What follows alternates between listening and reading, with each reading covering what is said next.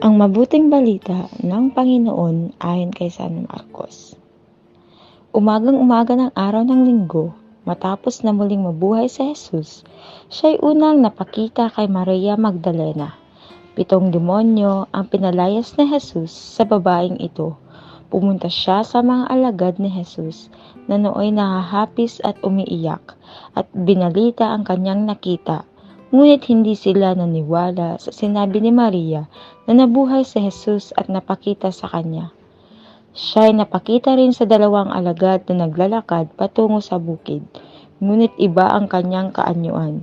Bumalik sa Jerusalem ang 2 at binalita sa kanilang kasamahan ang nangyari, ngunit sila may hindi paniwalaan.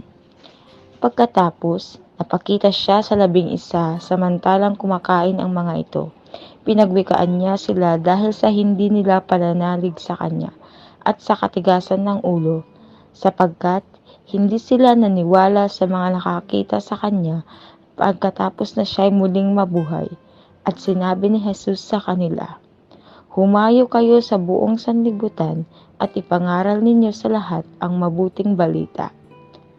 Ang mabuting balita ng Panginoon.